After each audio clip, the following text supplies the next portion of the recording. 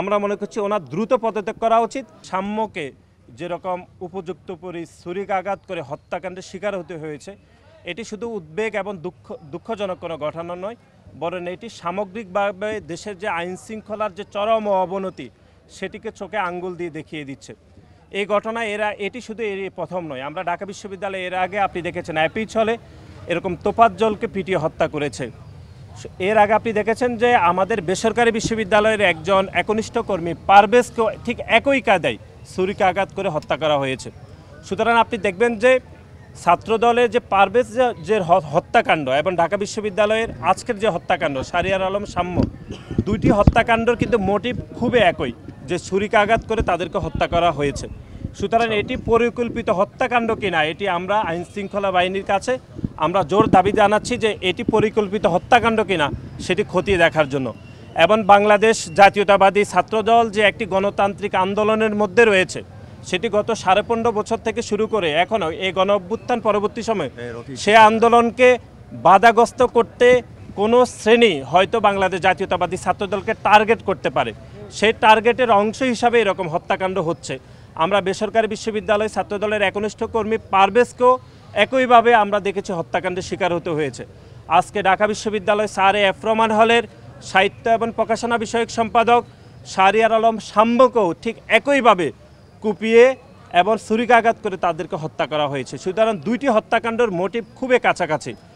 আমরা মনে করছি এটি এক ধরনের পরিকল্পিত হত্যাকাণ্ড হতে পারে। সেজন্য আমরা বিশ্ববিদ্যালয় প্রশাসন এবং আইন শৃঙ্খলা রক্ষাকারী বাহিনীর কাছে জোর দাবি জানাচ্ছি যেন এটি একদম উপযুক্ত প্রমাণসহ এটি যেন তদন্ত করা হয়। এবং এই হত্যাকাণ্ডের প্রতিবাদে আগামীকাল 11:30টায় ঢাকা বিশ্ববিদ্যালয়ের রাজু ভাস্কর্যের সম্মুখে আমরা বিক্ষোভ মিছিল এবং সমাবেশ করব। এবং এই যে ঢাকা বিশ্ববিদ্যালয়ের পবিত্র মাটিতে এই হত্যাকাণ্ড যে হয়েছে তার দায়ভার ঢাকা বিশ্ববিদ্যালয়ের আইন শৃঙ্খলা যিনি দেখেন যে মাননীয় প্রক্টর, তাকে বহন করতে হবে। এবং সেজন্য মাননীয় প্রক্টরের পদত্যাগ এবং বিশ্ববিদ্যালয়ের সর্বোচ্চ অভিভাবক হিসাবে ঢাকা বিশ্ববিদ্যালয়ের মাননীয় প্রক্টর কোনোভাবে এই দায়িত্ব এড়িয়ে যেতে পারেন না। সুতরাং মাননীয় প্রক্টর এবং মাননীয় ভিসি মহোদয়ের পদত্যাগের দাবিতে আগামীকাল 11:30টায় রাজু ভাস্কর্যের সম্মুখে বাংলাদেশ জাতীয়তাবাদী ছাত্রদল বিক্ষোভ মিছিল এবং সমাবেশ করবে। আমরা আপনাদেরকে যেটি বলতে চাই সেটি হচ্ছে, বাংলাদেশ জাতীয়তাবাদী ছাত্রদল গত 5 দশকেরও বেশি সময় ধরে বাংলাদেশের গণতান্ত্রিক প্রতিটি আন্দোলন সংগ্রাম অংশগ্রহণ করেছে।